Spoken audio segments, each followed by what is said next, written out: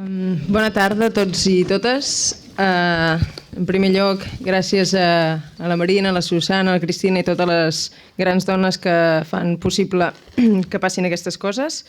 Llavors jo el que faré serà presentar directament a la Maria.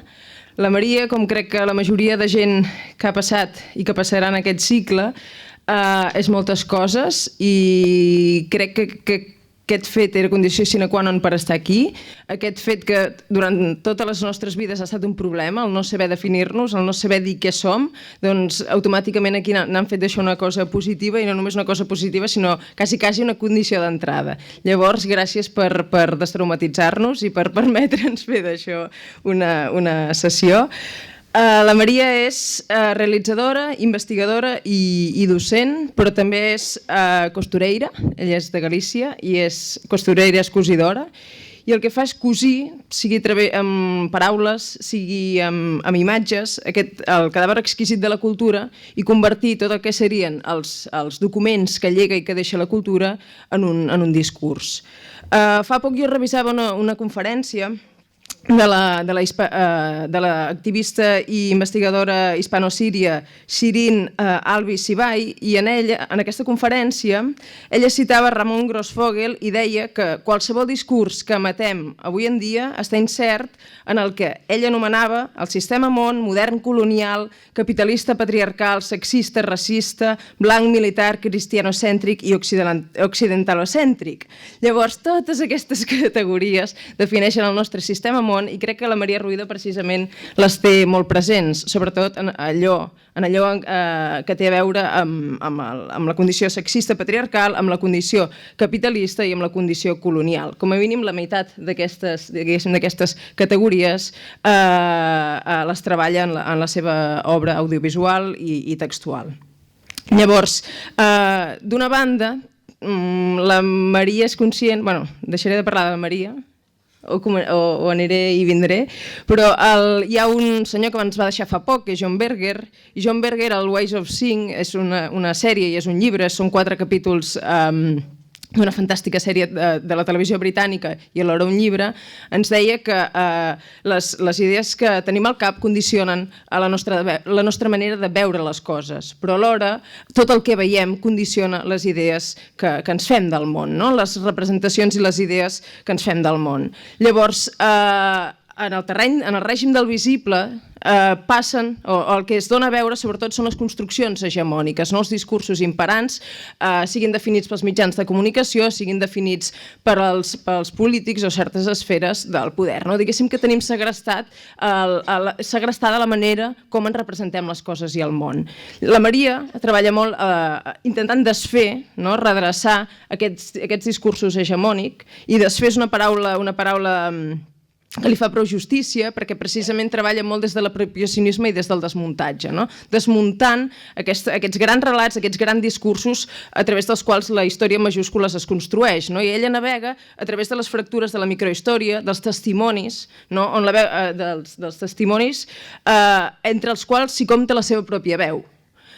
En els seus assajos, perquè ella assaja, ella fa provatures, en els seus assajos audiovisuals sovint dialoga o posa en diàleg restes, residus del passat, és a dir, imatges del passat, testimonis presents i la seva pròpia veu, que no és una primera persona que imposa un ordre a les coses, sinó que sembla quasi una primera persona del plural, és una veu com que està a mig camí entre la seva posició com a subjecte del món i alhora aquest joc, aquesta col·lectivitat, aquest nosaltres que diria la Marina Garcés, en el qual ella s'hi reconeix. Temes que li interessen, la representació del cos i la identitat, sempre entrant en les esquerdes, per exemple, del discurs patriarcal. Li preocupen aquestes qüestions. Li preocupa el capitalisme i els imaginaris, diguéssim, que el capitalisme, sobretot el capitalisme postfordista, és a dir, el capitalisme tardà, els últims 30 anys de capitalisme, ha anat deixant i segueix produint, aquests imaginaris del capitalisme que segueix produint. El tema de la memòria històrica, com es construeix la memòria històrica i el de la colonialitat. Intentar veure quins són els discursos que defineixen la colonialitat i parla molt d'hegemonia epistemològica, no? De com, d'alguna manera, els discursos colonials el que fan és segrestar no només la història, sinó la possibilitat d'existència de certes comunitats i cultures, no? Ja no individus, sinó cultures en general. Vam coincidir en un projecte molt interessant que es deia Electroclass, que es tractava de veure, es va endinsar en l'arxiu d'ITV, de la televisió basca, i d'alguna manera intentava veure com es van produir els imaginaris postindustrials des de la televisió basca. Llavors ens va convidar uns quants i Félix Pérez Hita, Marta Rosler, Ingrid Guardiola, etc., que discutíssim i penséssim una mica tot això, com es construeixen els imaginaris des de la televisió en concret i també des del cinema, però sobretot posant el focus en la televisió, que és, diguéssim, un espai que també ha acabat segrestant certes places, ha acabat funcionant com un espai de socialització, i qui diu televisió diu internet o les xarxes socials. Llavors, no dono noms d'obres, no dono noms d'exposicions, tot ho podreu trobar en aquesta gran plaça que és internet. A la seva pàgina web trobareu en detall tot el que és la seva cronobiografia, filmografia, etc. Jo crec que el millor que podem fer és passar-li la paraula i que ella mateixa s'expliqui i després ja podrem discutir-ho entre tots. Pues muchas gracias a Ingrid. De repente me he sentido como si hubiera trabajado muchísimo en la vida. Y es que he trabajado muchísimo en la vida porque no me ha quedado otro remedio, porque está todo muy mal pagado. Entonces, en lo que hacemos, entonces tienes que trabajar en muchas cosas. Gracias a Ingrid, gracias a Marina, gracias a Susana, Laura, efectivamente todas son mujeres, por lo menos con las que yo he tenido contacto, que han hecho posible este aula. Y gracias por estar aquí esta tarde, en un día tan bueno como hoy, en esta sala. Y yo quería empezar, voy a desgranar un poco el cuestionario que se me pasó para llegar. El año pasado yo hice una intervención en el aula Excentric y claro, era todo, me sentía como en mi zona de confort, ¿no? Porque pues hablaba en términos de teoría cinematográfica y me sabía un poco cuál era el terreno que pisaba. Cuando me llegó la invitación de este aula, a pesar de que yo hice una carrera de humanidades, yo no estudié arte, que podemos pensar si las artes son humanidades o no, estudié historia contemporánea, pues me sentí que estaba en una especie de terreno movedizo, porque tampoco está muy claro qué son hoy las humanidades, ¿no? Y que, por otra parte, era mi condición de mestizaje que tenía, la condición de mestizaje que he tenido durante toda mi vida. Yo he estudiado una licenciatura, me he doctorado en otra cosa, doy clase en una facultad, en la Facultad de Artes, que jamás había pisado antes de dar clase y, por lo tanto, bueno, de alguna manera, pues a lo mejor respondo a ese hacer muchas cosas y el estar en un terreno que no es un terreno de una definición exacta, ¿no? Y precisa de una disciplina férrea como algunas otras disciplinas creen o piensan que todavía están. ¿Qué son las humanidades hoy en día? Ahora hablaba con Laura en la entrevista y por qué invitan a una artista visual, a una realizadora a hablar de humanidades. Pues supongo que por este concepto ampliado de que las humanidades antes eran las letras y ahora son otra cosa. Otras cosas que no sabemos qué son, pero desde luego supongo que un lugar donde se supone que se genera un repensamiento del mundo, donde se genera un ensayo. Yo efectivamente me dedico al ensayo-error, porque siempre que hay ensayo hay error, Y de eso se trata, de los errores y de las preguntas más que de las respuestas, y desde luego no de un lugar preciso, no de ese lugar de las letras, de la República de las Letras, que eran en su tiempo, que fueron consideradas disciplinariamente en su tiempo.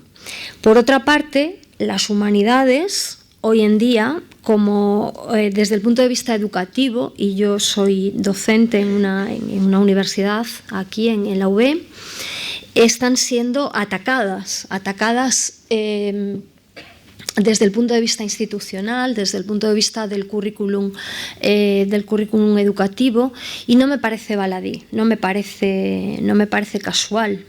No me parece casual que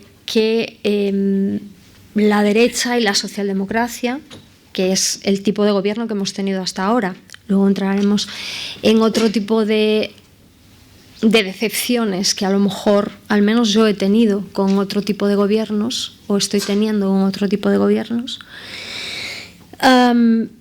no solo el PP, sino también el PSOE, han tenido una actitud entre dejadez y beligerantemente destructiva con aspectos de las humanidades, y más que en el que a mí me compete directamente en la universidad, sobre todo en primaria y especialmente en secundaria. Lo digo porque a mí me llegan estudiantes que carecen de herramientas para interpretar el mundo. Saben mucho de técnica, pero carecen de herramientas para generar contraimaginarios, para enfrentarse a ese, como explicaba muy bien Ingrid, ese régimen de la visualidad, que es un régimen político.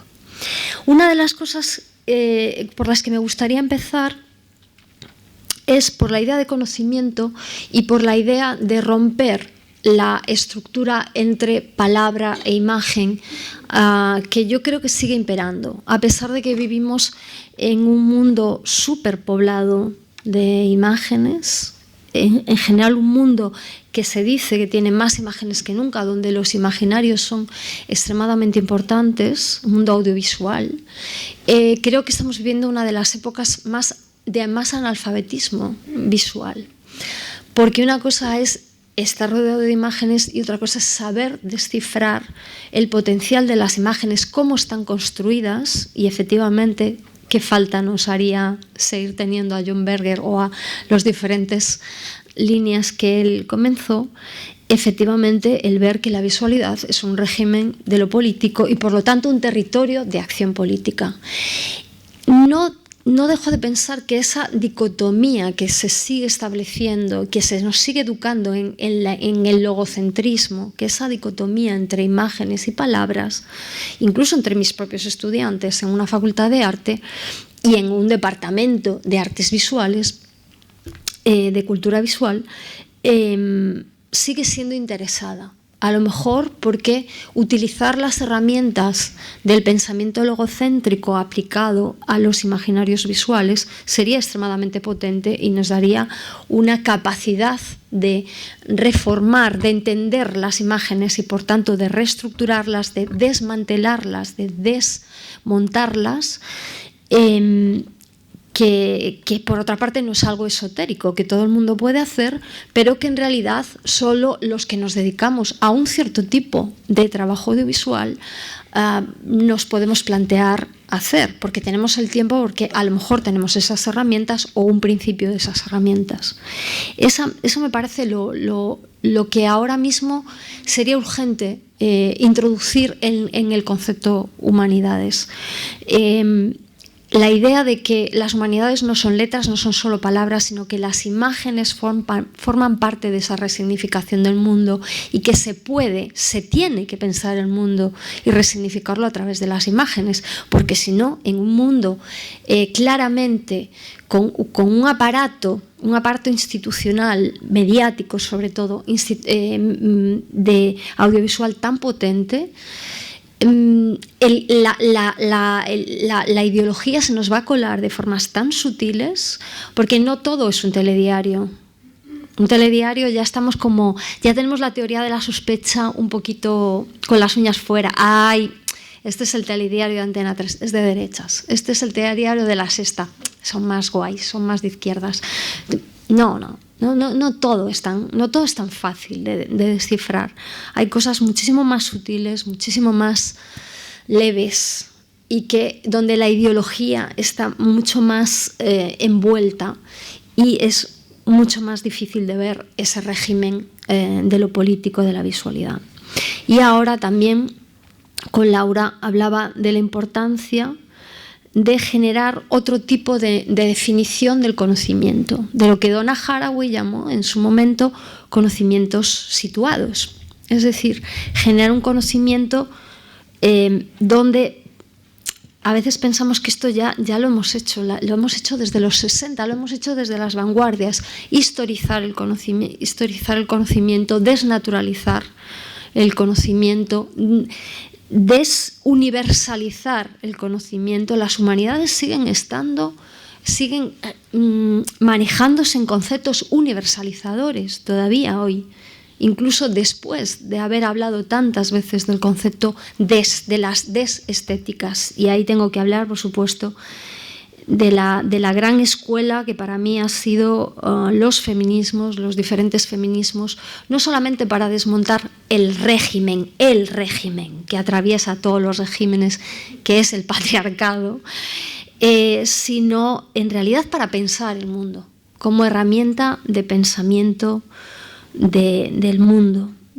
Haraway, Federici, Martha Rosler, Robozan, Nina Power, y un autor que voy a meter dentro de los feminismos y que da lugar en realidad al título de esta charla, que es Alexander Kluge, porque para mí es un ejemplo de lo que sería generar conocimiento desde el audiovisual. Bueno, Alexander Kluge es mucho más que un cineasta, es mucho más que alguien que se dedica al audiovisual, es un intelectual en el sentido casi renacentista de la palabra, ¿no?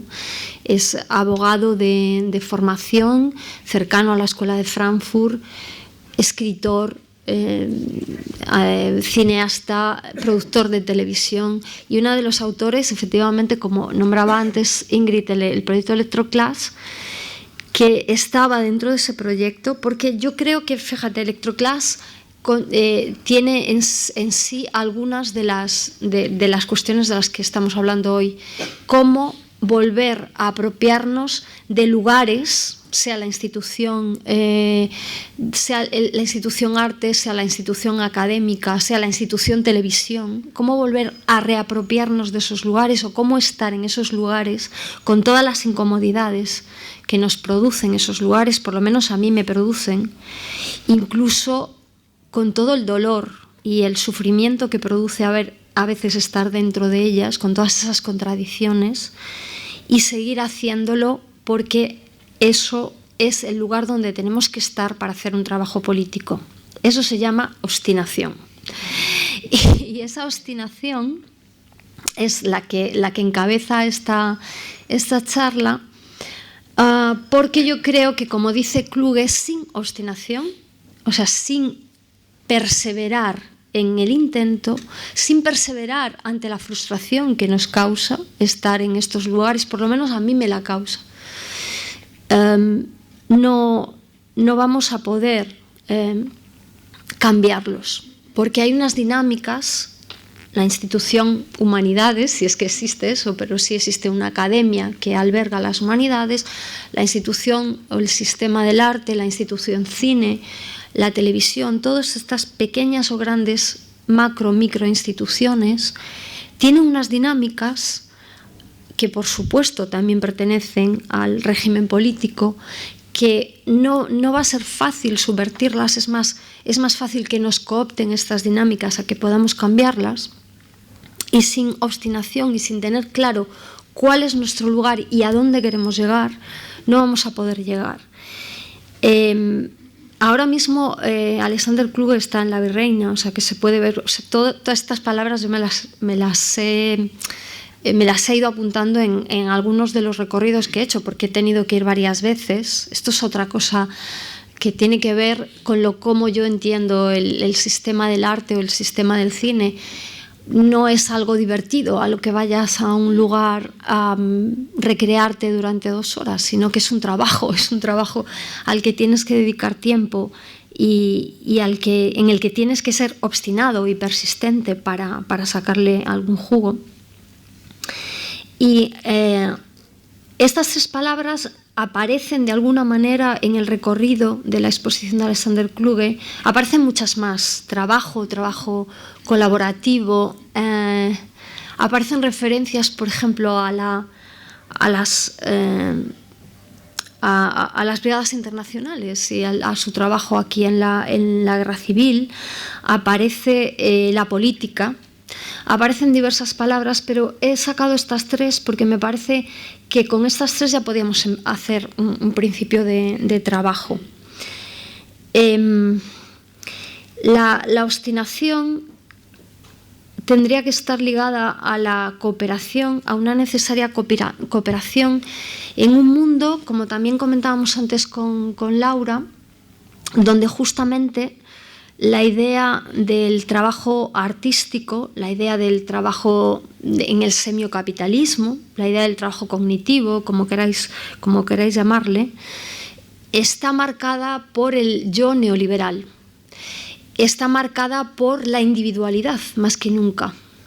En un momento de tremenda desarticulación política, donde necesitamos más que nunca esa cooperación, esa rearticulación, esa organización, esa resocialización de nuestros trabajos, estamos abocados a vendernos a nosotros mismos como branding, como marca, como yo empresa. Yo soy mi empresa y vendo mi capital simbólico o alquilo mi capital simbólico a una institución que va a comprar mi tiempo, no solamente mi tiempo de trabajo como un obrero en el sistema fordista, sino también un capital simbólico que es el que se puede monetarizar, convertir en dinero y, por lo tanto, vivir precariamente, porque yo creo que los trabajos que hacemos son de un gran capital simbólico, pero de muy baja, de una gran precariedad, de muy baja, no solamente de condiciones laborales muy frágiles y baja monetarización, ¿no? Sino además sometidos a fragilidades varias. Y esto lo quiero dejar para el final porque me parece que están pasando cosas gravísimas a nuestro alrededor que no podemos dejar pasar. Junto a la obstinación pertinaz, como la sequía, que habría que tener para remontarnos, una obstinación que está estrechamente ligada a la no victimización. Es decir, todo está fatal. Miras alrededor y está súper deprimido. Ahora recordábamos con Laura, y me parece, quiero rendir un enorme homenaje a Mark Fisher, que se ha suicidado, no se ha muerto, se ha suicidado, después de dejarnos algunos de los libros para mí más escalofriantes que hablan de lo que él llama el realismo capitalista. Y Mark Fisher habla de algo que tiene que ver con nuestro malestar, que es la privatización del estrés, con la enfermedad social, con la enfermedad que nos produce la forma del trabajo contemporáneo, las formas del trabajo contemporáneo, no solamente por la precariedad de la vida, por la precariedad que introducen en nuestra vida, sino también porque nos hacen sentirnos culpables de esa precariedad y de ese malestar que nos genera. Todo ese malestar, la enfermedad mental incluso, sobre todo la gran enfermedad mental de nuestra época, que es la depresión, cómo hace cómo vivimos en un mundo que ha conseguido hacernos creer que somos culpables de estar así, que no somos suficientemente buenos, que no trabajamos lo suficiente, que no estamos suficientemente preparados, sobre todo las mujeres. Esto es algo que seguro que todas, a que nunca os sentís suficientemente preparadas, a que siempre pensáis que estáis ahí, no se sabe por qué. Y si estáis, es que sois súper buenas, porque es que lo hemos tenido que demostrar muchísimo más. Pero a pesar de eso, y como digo, yo creo que Mark Fisher lo retrató, esa privatización del estrés de la que él habla en el realismo capitalista, a pesar de todo eso, victimizarnos es lo peor que podemos hacer. o sentirnos víctimas de esta situación. Creo que al contrario de eso, deberían, a través de esta obstinación y de esta cooperación, deberíamos iba a decir empoderarnos, pero no lo voy a decir porque ahora esta palabra se la ha apropiado la derecha y ya desde que la dicen en los telediarios ya empiezo a mosquearme y ya no me gusta nada. Pero bueno, sí, tomar el poder, por lo menos tomar las riendas de nuestra vida, y como decía una canción de un cantautor cubano de cuando yo era pequeña, tal vez no puedo hacer lo que quiero, pero puedo no hacer lo que no quiero y empezar a decir que no. Igual que las estéticas feministas son desestéticas, igual tendríamos que empezar a decir que no. Yo no tengo respuestas, y no tengo respuestas positivas, pero tengo al menos contestaciones de no. No quiero hacer esto, no quiero hacerlo en estas condiciones. Es inhumano la forma en la que estamos viviendo. Y por último, y la más importante para mí, acabaré rindiendo un homenaje y trazando una pequeña genealogía. Y por último, la palabra genealogía. No estamos solas, sobre todo solas, porque en las historias, en los relatos, en la historia del arte, en la historia en general, salen muchos hombres y muy pocas mujeres. Y yo cuando era estudiante siempre pensaba, joder, de verdad, qué raro, las mujeres solo salen en el siglo XX. ¿Qué hacían las mujeres antes? Aparte de parir y lavar y planchar y hacer la comida, algo tendrían que hacer, son creativas desde siempre. ¿Por qué no salían en el relato histórico? Claro, hasta que empecé a leer a Griselda Pollock y a otras feministas me di cuenta que en realidad lo que había que destruir era el relato, el marco del relato, porque en ese marco jamás íbamos a salir. Hay una genealogía en la que inscribirse, y yo diría que al menos mi trabajo, yo esto he tardado mucho tiempo en darme cuenta, porque creo que yo al menos he sido víctima de ese branding, ¿no? De ese pensar que tienes que hacer una marca, incluso que tienes que ser original, que es la cosa más estúpida del mundo. Incluso que tienes que tener cierto concepto de autoría, porque es una manera de marcar tu trabajo, porque ese es el relato que te venden. Eso es muy importante, generar contrarrelatos, no solamente en nuestra obra artística o literaria, sino generar contrarrelatos en clase, que ahí es mucho menos vistoso, pero es mucho más eficaz. Porque ahí sí que estás a tiempo de que esta persona que eras tú hace unos años y que sentías que no tenías esa genealogía, entienda que sí la hay. La tiene que buscar, sobre todo en un estado como el Estado español, en unos contextos donde estamos marcados por lo anglosajón. Y cuando hablo de contextualizar y conocimientos situados, hablo de eso también, de dejar de hablar en inglés y dejar de traducir todo en contextos que no son los nuestros y empezar a hablar desde nuestro contexto. Y sabernos en relación, saber que no estamos solos, saber que ha habido otra gente, que ha habido un hilo rojo de la historia, como diría Peter Weiss, un hilo rojo, o el hilo verde, en el que quieras inscribirte. Hay una línea, una cadena, donde realmente el trabajo adquiere significado. Y es ahí donde adquiere significado, en el momento en que tú eres un eslabón de una cadena, en el momento en que tú sabes que recoges lo que han hecho otras personas y que otras personas vendrán detrás de ti a seguir continuando esa labor. Y esa labor, en mi caso, se llama desmantelar el sistema visual. Desmantelar el sistema visual y poner sobre la mesa, evidenciar cómo está construido, evidenciar los marcos políticos, los marcos ideológicos, los marcos económicos y cómo el arte, la cultura en general, ha estado al servicio del poder. Y ha sido, en muchos casos, vasalla del poder. Cuando yo era un poco más pequeña, hace algunos años, me gustaría decir que hace algunos años y que las cosas han cambiado mucho, escribí un texto. Es que yo he escrito mucho sobre las condiciones de trabajo y sobre la precariedad, el concepto de precariedad, y el concepto ampliado de precariedad, no solamente de precariedad económica. Antes decía Ingrid que la condición para estar aquí es haber hecho como muchas cosas. Hacemos muchas cosas porque están muy mal pagadas. Y entonces, además, ser artista no está pagado. O sea, todo el mundo en el sistema del arte, o mucha gente en el sistema del arte, cobra, pero los artistas no. Y cuando hemos conseguido unas ciertas condiciones de trabajo, ahora están revirtiendo, porque claro, estamos en crisis. Y entonces yo escribí un texto que se llamaba Mamá, quiero ser artista, en el año 2004, para un proyecto de Precarias a la Deriva, que seguramente es un grupo que muchas y muchos de vosotros conoceréis, donde ellas trabajaban sobre el concepto de la precariedad y la precariedad femenina, sobre todo.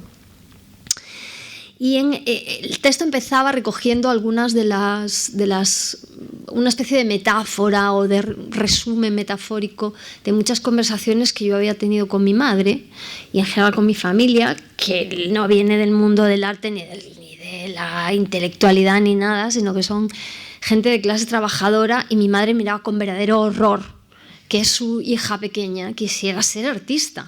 Primero porque le sonaba una cosa rondando la prostitución o algo así. ¿Qué es exactamente? Ya sabéis lo de Concha Velasco, mamá, quiero ser artista, ¿no? Pero eso aún podía entenderlo, que te dedicabas al entertainment, al espectáculo, pero si te aún encima, ya desde pequeña, yo no sabía muy bien qué es lo que quería, pero sabía lo que no quería. Y lo que no quería, yo le decía, no, mamá, pero yo no me quiero dedicar a ser actriz, ni a hacer cine comercial, ni a estas cosas. Yo quiero dedicarme... No sabía el concepto de ensayo visual, pero era como, yo quiero dedicarme. Y mi madre me miraba como diciendo, eso debe dar todavía menos dinero, ¿no? Y entonces en ese texto, en realidad, bueno, mi madre decía, pero nena, ¿por qué quieres ser artista si tú eres inteligente? Señal, atención, primero, ¿qué imagen, qué imaginarios se generan de lo que es dedicarse a esto? Que es una cosa como medio indefinida. Tú explícale a tu abuela que te dedicas, no sé, al mundo del arte, al mundo del cine, al mundo del ensayo visual. No, porque eso ya es demasiado. A la producción cultural. Pues no tienen ni idea de a lo que te dedicas, obviamente, porque es una cosa como medio indefinida donde acabas haciendo de todo, escribir, producir, editar, dar clase, porque dar clase por lo menos te lo pagan, más o menos. Pues en ese texto yo trazaba un recorrido de lo que una mujer, efectivamente yo tiendo a contar mi vida y a hablar desde la subjetividad, no por una cuestión de egocentrismo, de personalismo, sino porque yo aprendí de otras mujeres, entre otras de una mujer interesantísima y muy postcolonial, que se llama Trinity Minja, que es una señora que es profesora de literatura comparada, pero además es una cineasta increíble, por lo menos yo he aprendido muchísimo de ella, que una de las maneras de contradecir los relatos maestros de la historia, la voz neutra, que es siempre masculina, blanca, heteronormativa y heterosexual, o por lo menos aparentemente, o por lo menos heteronormativa, era hablar desde la corporidad, desde tú mismo como sujeto, y con la finalidad de no generar una voz afirmativa, sino una voz interrogativa. No la voz omnisciente del documental tradicional, sino una voz subjetiva, la voz del ensayo-error, ¿no? Donde tú te hagas más preguntas que tengas contestación. Y escribía mi propia experiencia como una persona que viene de una familia de clase trabajadora, sin el amparo, digamos, de una renta y una estructura familiar y un capital simbólico familiar, porque no olvidemos que lo que cede la clase burguesa y las clases altas a sus hijos no es solo una herencia monetaria, es una herencia simbólica, es una red de relaciones que son fundamentales para sobrevivir en ciertos mundos, en cuestiones muy materiales y en cuestiones menos materiales. Y eso se traduce en que cuando tú quieres dedicarte a esto, a estas cosas ligadas al arte, a la escritura, a las humanidades, a las artes y a las letras, tú llegas a un mundo donde aparentemente todo el mundo es igual, donde no hay algo que te lo impide, donde el techo es de cristal. Esos son los peores techos. Ya sabéis que las leyes no escritas son las más férreas, ¿no? Y cuando tú llegas a este mundo, o por lo menos yo lo veía así y lo sigo viendo, y tengo que decir que no ha mejorado en absoluto.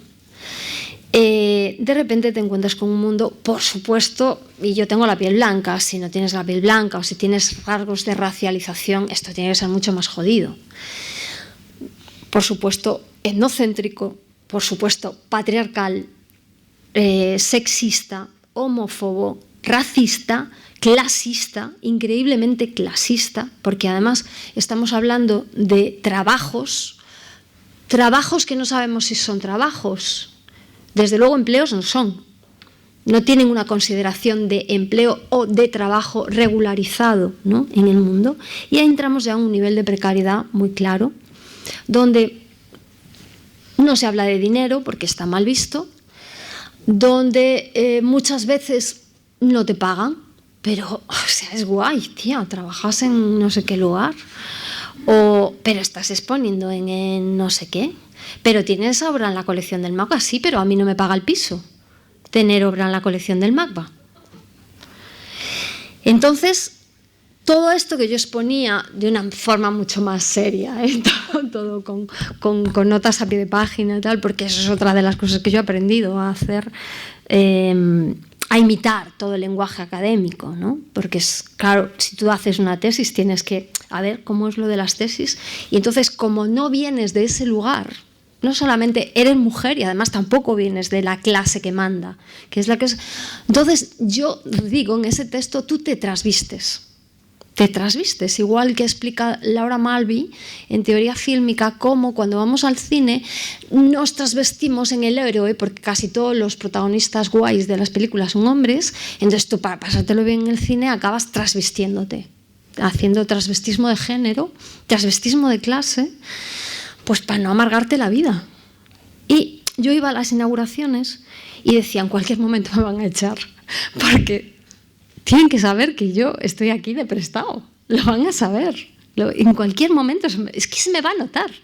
Y entonces hacía como que estaba súper cómoda y súper bien. Y yo siempre estaba, ahora mismo estoy súper incómoda.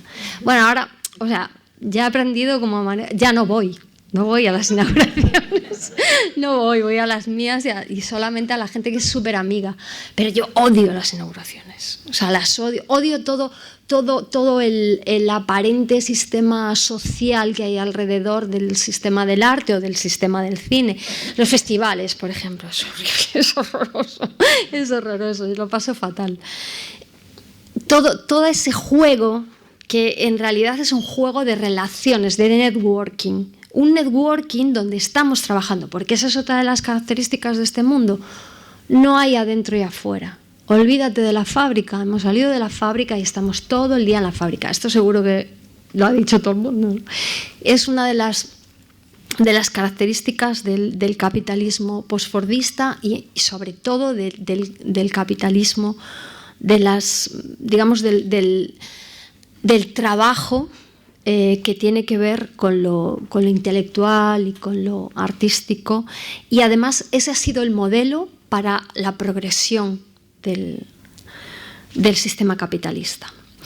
Y ahí llegamos a la precariedad. Esto es un trabajo, primero, es un trabajo donde la gente no se considera trabajadora, ya no clase trabajadora, que esto es una cosa que yo ahora estoy intentando mucho en clase, volver a utilizar la idea de que, vale, no vamos a volver a un sistema a las identidades de clase o a la lucha de clases tradicionales, pero vamos a volver a utilizar el concepto de lucha de clase porque está más vivo que nunca.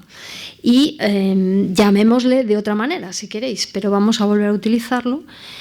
No ya que no haya un concepto de que somos un determinado colectivo de trabajadores y trabajadoras que nos dedicamos a algo, sino que directamente, socialmente hay muchas dudas de que lo que hacemos sea un trabajo. porque está atravesado por la idea del genio, por las mistificaciones, porque hay cosas que se han hecho durante la historia. La gente que se dedicaba a escribir, o quizá el ejercicio del arte no tanto, pero sí la gente que hacía un ejercicio intelectual era gente de clase alta que tenía la vida resuelta. Y por lo tanto podía hacer eso. No era un trabajo remunerado. Así que persiste esta idea que atraviesa todo nuestro trabajo y además los propios trabajadores y trabajadoras del sistema del arte o del sistema del cine o del sistema de la producción cultural, no todos tenemos claro que lo que hacemos sea un trabajo y por lo tanto que tenga necesariamente que tener una remuneración y que además nuestro capital simbólico sea utilizado por las instituciones y que algo nos den a cambio de ello. Y que tenga una remuneración y que tenga una consideración social. Sí, tienen una consideración social muy alta, pero eso no revierte necesariamente en nosotros, sino muchas veces en la institución en la que nosotros estamos muy poco confortables o muy en desacuerdo, pero que se aprovecha o capitaliza todo ese capital simbólico. Esto da lugar, por supuesto, a una desorganización, a una falta de reticularidad y de politización del sector, que genera no solamente una precariedad económica, sino una precariedad en la vida, una fragilidad en la vida. Cuando por ejemplo, autores y autoras recientes hablan del concepto de precariedad. Por ejemplo, Nina Power, estaba ahora leyendo estos días a Nina Power, que es una feminista marxista británica. No utilizamos ya, o sea, no podemos entender ya la precariedad como es que no tenemos un contrato laboral o no tenemos unas condiciones mínimas que hace 30 años cualquier trabajador de la clase trabajadora tendría. Ahora tampoco, porque ahora estas condiciones de fragilidad y de precariedad que tenían los artistas se ha pasado a todo. Dice el capitalismo, ¿que no queríais trabajar en la fábrica? ¿Que queríais salir de la fábrica? Toma, salida de la fábrica. Toma, os vais a enterar. Y entonces, ¿que queríais trabajar por proyectos que están guay? Pues venga, a trabajar por proyectos. Y luego todo el mundo fuera. ¿Qué es lo que ha pasado? El capitalismo convierte nuestros mayores deseos en pesadillas. Son una especie de reyes magos terribles. Y esa fragilidad, esta precariedad, se ha convertido además en los últimos años, y en concreto en el Estado español en los muy recientes 2 últimos años, en fragilidad legal. Tenemos una ley mordaza que hace que, por ejemplo, a mí que trabajo en una universidad pública, me puedan echar de mi puesto de trabajo y me puedan empapelar de por vida y joderme la vida para siempre. O ponerte una multa por el hecho de hacer un clic en Internet a una campaña en la que quieras solidarizarte.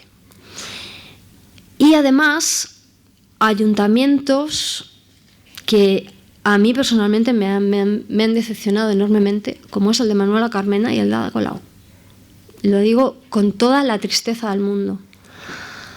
En Manuela Carmena vivimos lo que pasó con los titiriteros, y en el de Ada Colau, a los alumnos de mi facultad les acaban de censurar una instalación en el Fosar de las Moreras.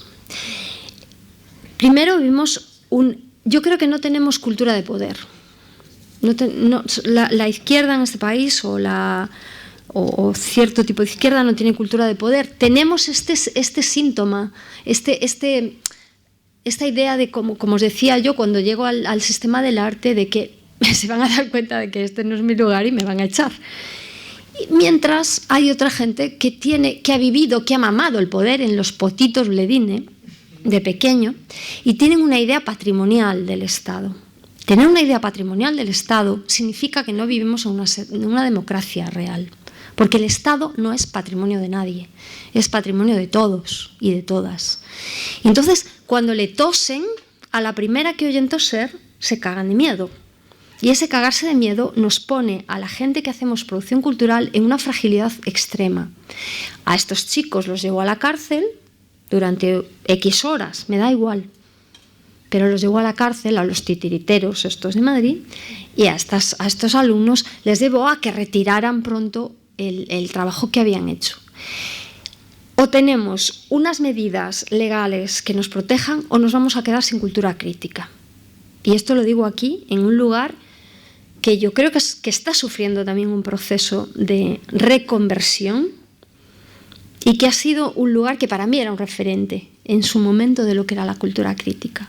Y me parece muy grave porque sin cultura crítica y sin derechos sociales, y los derechos sociales van asociados a tener una cultura crítica, porque como decía Antonella Corsani en Producción de Saberes y Nuevas Formas de Acción Política en el año 2006, relacionado con la huelga de intermitentes del espectáculo en Francia, que era un movimiento por los derechos sociales, por condiciones laborales dignas en Francia. Estamos a años luz de países como Francia, donde también les están dando, pero al menos queman los coches.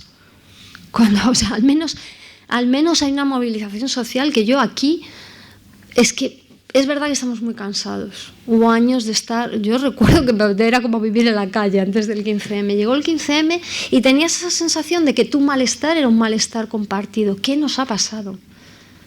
¿Qué ha pasado en esta institucionalización de ese malestar compartido? ¿A dónde ha llegado?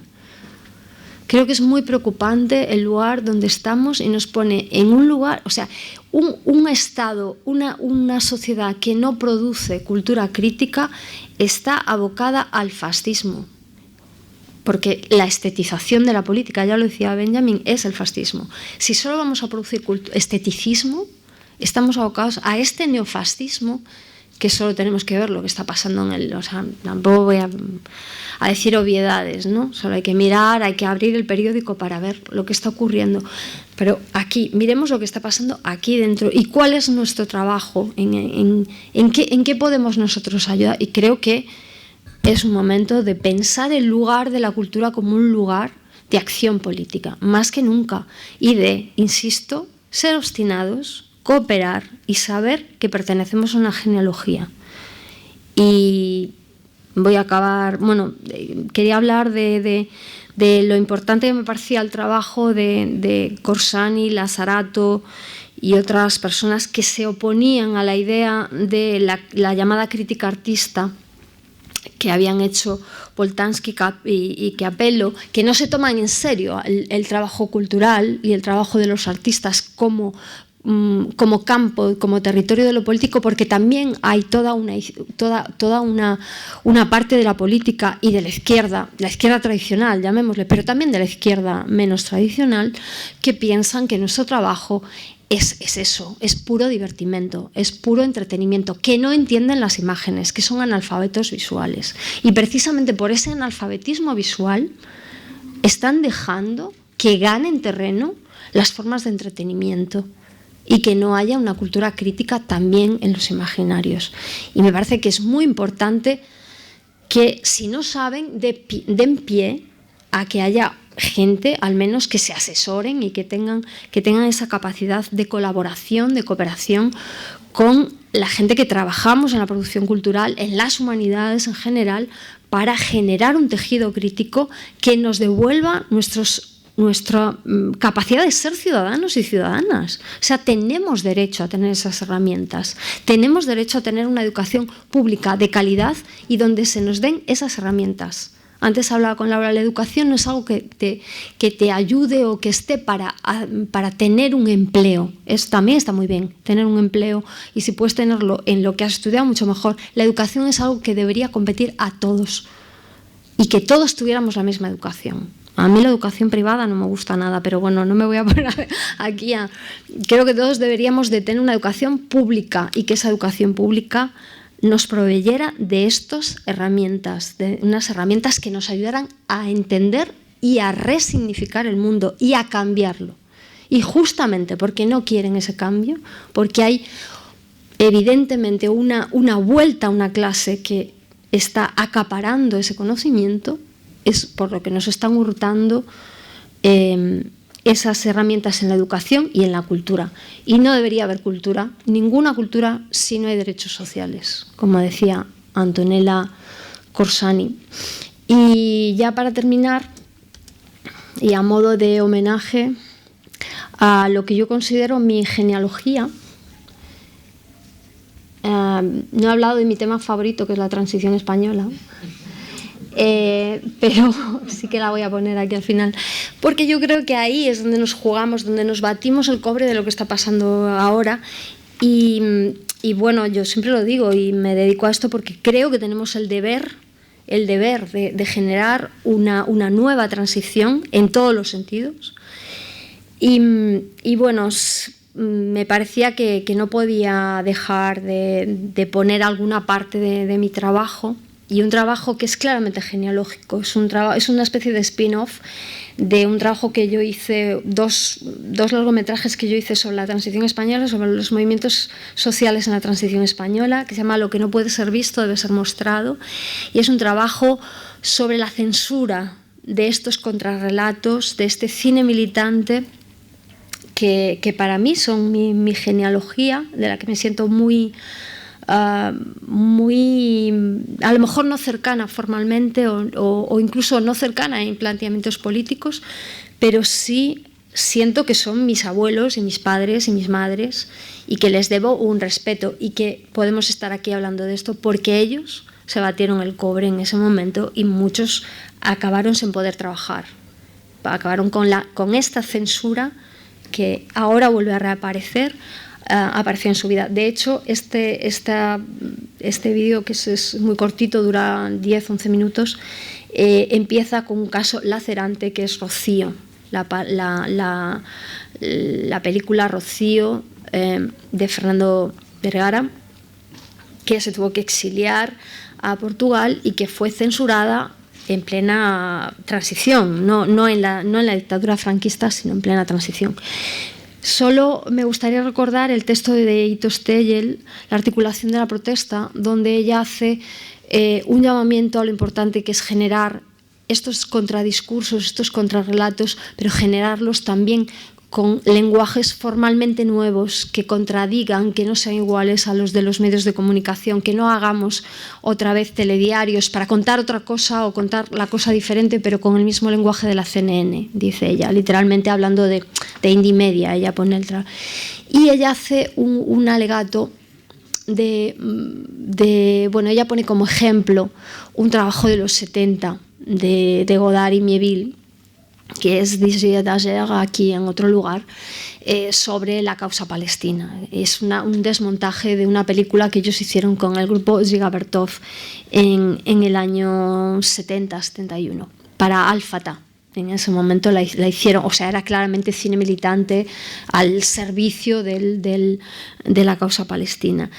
Yo empiezo siempre mis clases de visualidades contemporáneas con ese texto, porque me parece muy importante, pero también me parece importante que no tengamos una mirada nostálgica. ¡Ay, los 70!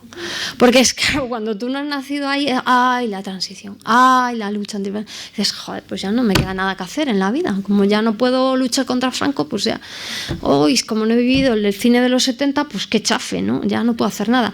Y además es que no vamos a volver a estas estrategias que vemos aquí están muy bien, pero no vivimos en los 70. No hagamos nostalgia. A pesar de esta genealogía, no hagamos nostalgia. Ellos hicieron su trabajo, hagamos el nuestro. Y bueno, pues nada, vamos a ver si os parece.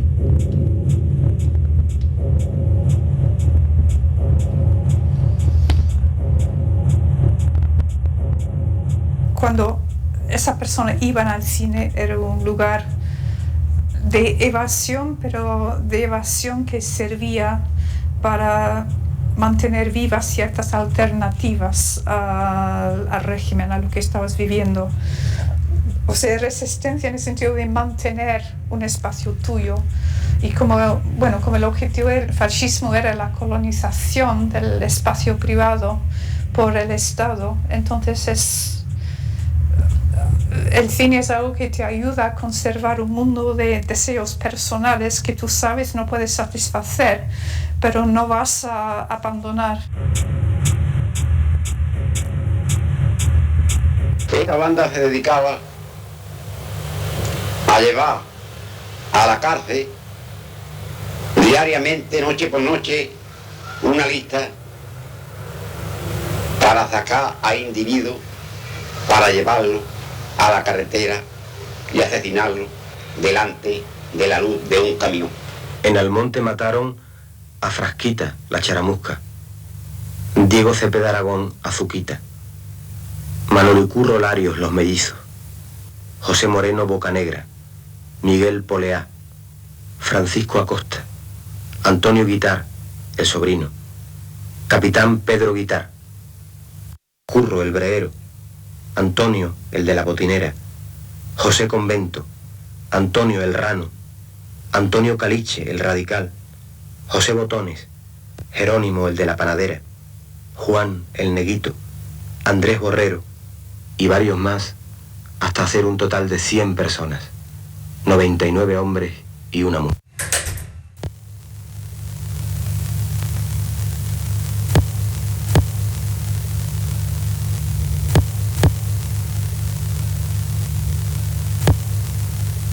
Las derechas de Almonte no se contentaron con actuar en su propio pueblo. Su odio a los mineros por su tradición de lucha les llevó a saquear y masacrar toda la cuenca minera. Río Tinto, Nerva, El Campillo. En las minas de Río Tinto, explotadas durante casi 100 años por los ingleses, irrumpió ese grupo de unos 40 hombres, todos de la zona del condado, inconfundibles con su pantalón de pana marrón, su camisa azul y su medalla de la Virgen del Rocío como mascota.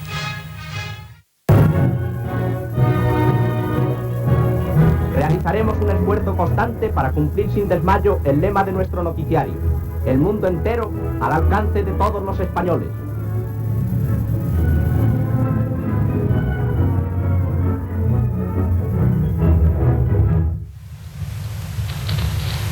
Has registrado mis papeles. ¿Y qué? ¿Tienes secretos? Burgués. Educado por encima y grosero por dentro. Y de repente dijo, pero es que una tía no tiene que decir esas cosas a un hombre, cualquiera que sea su ideología. Esto les molestaba como hombres profundamente. O sea, y de repente me di cuenta y dije, no es posible que el machismo, que el sexismo esté por encima de la ideología. Lorenzo, esto se ha acabado. Lo que más me molesta es tu poca clase. ¿Qué quieres? Me aburría solo en mi casa. Y al final me pareciste una extraña. ¿No te habías dado cuenta hasta ahora? Luego los progres serán tan sexistas como los pintan. Mucho. Adiós, Lorenzo. Tengo mucho camino por delante. Respiro, la vida es bella y estoy sola. Al fin sola.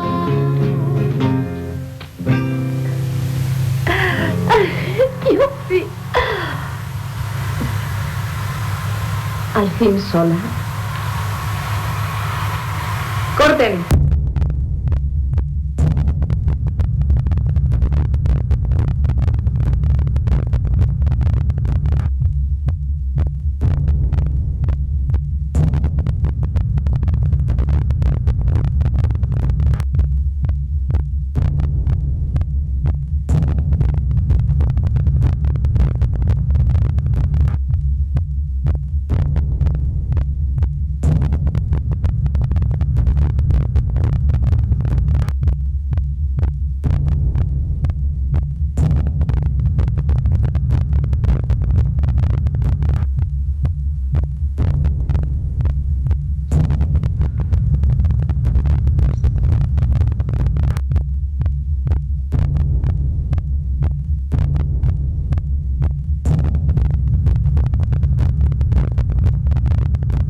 ¿Qué significa la memoria? En un estado que era, ¿cómo lo diré para ser suave? En una sociedad franquista. ¿Cómo recuerdas cuando eras franquista? ¿Qué puedes recordar del franquismo cuando uno está, por las buenas o por las malas, queriendo o no queriendo, estás absolutamente imbuido de eso, ¿no? ¿Cómo alejarse de esa contaminación, ¿no? Yo entiendo profundamente la amnesia que se produjo en los años 80. Y creo que Pilar Miró, eso, digamos, fue de las pocas personas que se preguntó eso, ¿no? Se preguntó cómo nos enfrentamos a la amnesia, porque realmente del año 82 hasta el año 92 vivimos una juerga fenomenal. En el año 92 nos levantamos, dijimos qué resaca tengo, voy a mirar cómo tengo la casa, y tengo la casa hecha un desastre, o sea, vaya juerga me he pegado, ¿no? Y bien, ¿y qué he sacado todo esto?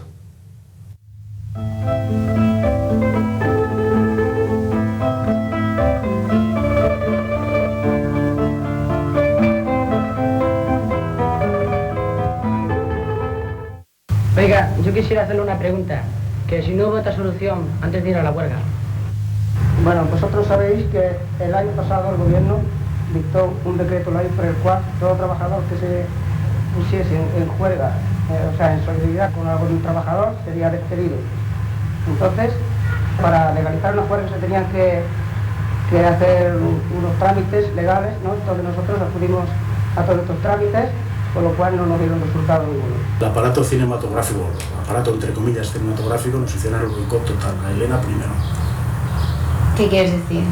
Pues que había en reuniones de estos de cineastas más o menos próximos al Partido Comunista, centrados en Pere Portabella, hacían sus reuniones. Lorenzo Soler le dijo a Pere Portabella de que viniera, de que fuera también Elena Lumbreras, y dijo que en absoluto, que era carne de cañón. Era mujer, estaba llevando una práctica que era, pues eso, muy de base, muy de dar la voz a la gente. El éxito quizás de nuestra huelga es que la tomamos todos como nuestra, ¿no? Que había unos líderes que eran los que empujaban a los demás a hacer aquello, ¿no? Nosotros tratamos de que no hubiese líderes en la huelga, o sea, de que fuéramos todos participantes. Quiero decir que si hubieras firmado a la cúpula en vez del movimiento de base, quizás vuestros documentos coincidiría con la versión oficial de que el medio de la transición claro. Se debe y esto entonces claro, sí serían visibles. Pero claro, vuestros documentos es que lo que muestra es que la transición requería el sacrificio de esos movimientos que fueron en verdad los que se debe la transición, porque sí. Estaban preparados y fueron los que lucharon y dieron la cara en las manifestaciones. ¿Crees que sí que es un cine todavía incómodo? Hombre, sí que lo es, pero estamos viviendo de lo que no fue. Sí. Es un cine incómodo que todavía hoy no se puede asimilar. No, sí, hay personas incómodas y hay gente que todavía claro, que están por ahí. Es decir, no os van a invitar a versión española. Yo siempre he defendido que son necesarias políticas públicas de la memoria en el sentido de la exaltación de los valores democráticos. Y la democracia, justamente, pues por esa narrativa dominante sobre el proceso de la transición, aquí parece que el franquismo ha demudado solo y tranquilamente en democracia y eso no corresponde a la historia. El proyecto de ley ha sido aprobado. Se levanta la sesión.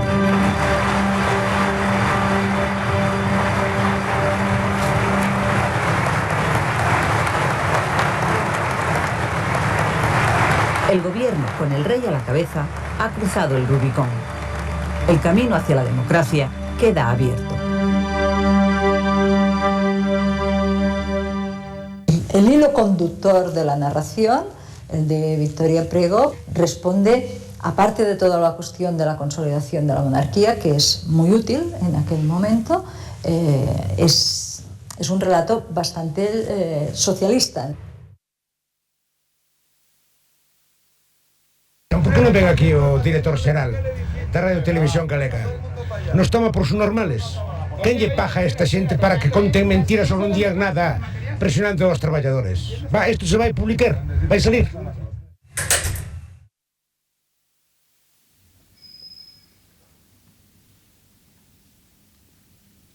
Por supuesto, esa imagen nunca salió en la televisión.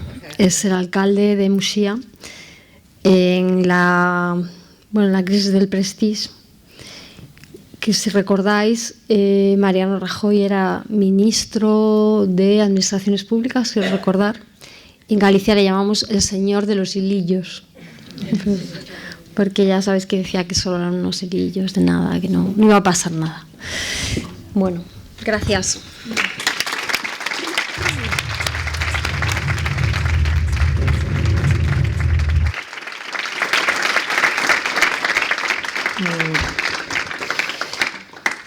Moltes gràcies, Maria. Seguint la línia d'obstinació, cooperació i genealogia, m'ha fet molta gràcia que passessis aquesta peça, perquè justament les entrades a Wikipedia de la Cecília Bartolomé i l'Helena Lumbreras les he fetes jo. Llavors, en aquesta idea de genealogia pura i dura, allà on es trafica amb el coneixement que és Wikipedia, doncs tots hi podem també col·laborar, no deixar el nostre gra de sorra perquè aquesta exemplaritat, o fer d'aquestes omissions acadèmiques que siguin visibles en altres esferes molt més populars, com són evidentment la Wikipedia. Jo m'he apuntat moltes coses. Una cosa interessant, estiraré el fil de la peça, és molt bon el trozo de Rocío quan es posen noms i cognoms a les víctimes, quan es personalitzen i es donen a veure les víctimes, perquè precisament el que fan els mitjans de comunicació és esborrar els noms, convertir-ho tot en genèric. Un home mort, una dona mort, per tal de no donar a veure les coses importants. Llavors, precisament Kluge parlava de que els mitjans de comunicació generen aquesta espècie d'esperanto universalment comprensible, que el que fa és homogeneïtzar els fets i homogeneïtzar les paraules a través de les quals ens expliquem el fet, per tal de no parlar de les coses importants.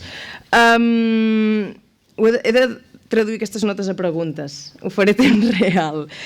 También Kluge hablaba de que como no hay fábricas no hay huelgas. Yo entiendo el catalán, me lo puedes preguntar en catalán. Bueno, voy variando, porque lo tengo apuntado en castellano. Bueno. Kluge deia que hi ha un problema, que és que al no haver-hi fàbriques, una mica amb aquestes coses que ens explicava la Maria, i que és sobretot quan passem al capitalisme cognitiu o a aquestes noves formes econòmiques basades en la creativitat o en el coneixement o en la informació, quan sortim de la fàbrica, literalment, deixem de tenir un espai comú, un marc comú de lluita. Llavors, quins serien aquests... Com reconstruir un espai que sigui esfera pública des del qual puguem fer efectiva la cooperació i la transformació del discurs hegemònic que, precisament per ser tan sutil i navegar en esferes molt immaterials, costa més de definir. Costa molt veure els llocs des d'on s'exerceix el poder avui en dia, precisament perquè passa per canals, esferes molt poc visibles. No hi ha grans estàtues, grans monuments que ens il·lustrin, o grans despatxos visibles a l'exterior que ens diguin aquí hi ha la font del problema, és molt més complex. Sí, una de las cosas que tiene ahora el poder, me gustaría saber qué escribiría Foucault ahora mismo, después de sus teorías sobre el poder, sobre este ejercicio y estas formas de poder tan civilinas que hay ahora.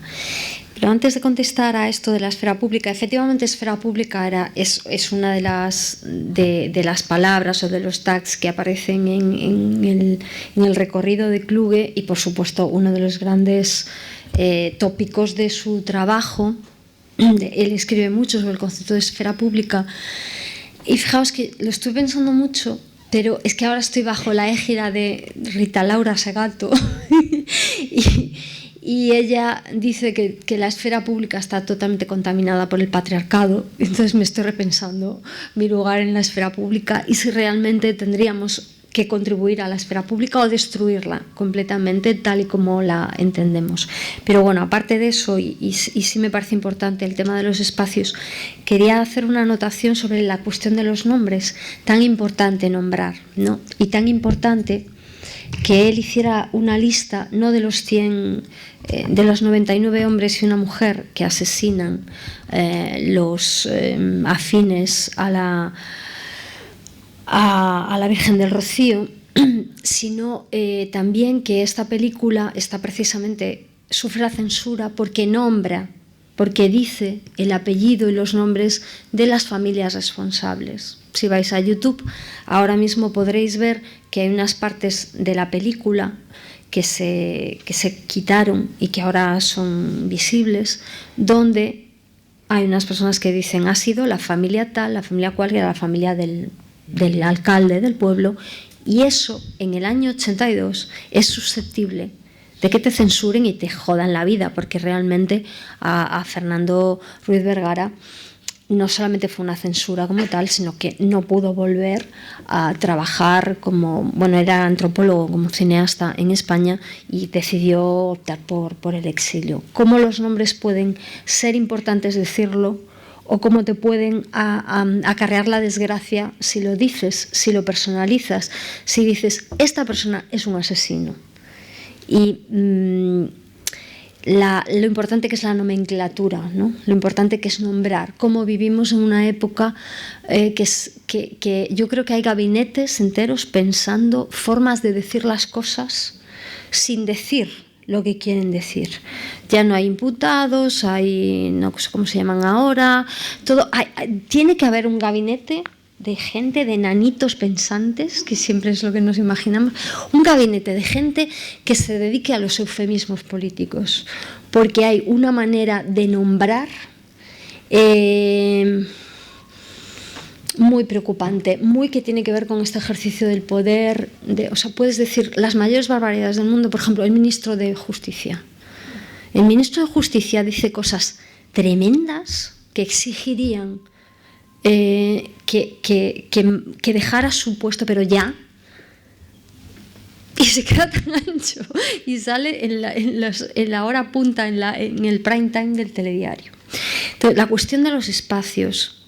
Primero, la esfera pública es posible en este lugar, pues eso, como ahora estoy leyendo a esta mujer que es interesantísima y que viene ahora a España en gira, además, que para mí ha sido ha sido como Federici en su momento, como Silvia Federici, que son de estas mujeres que dice cómo he podido vivir sin leer esto antes, y habla del primer estado, de la primera realidad y de la segunda realidad, y de cómo la esfera pública a veces ejerce como de tapadera de esa segunda realidad. No es una esfera pública democrática y una esfera pública reticular, y cómo se presenta la esfera pública como un lugar donde todos tenemos el derecho de hablar y todos tenemos los mismos.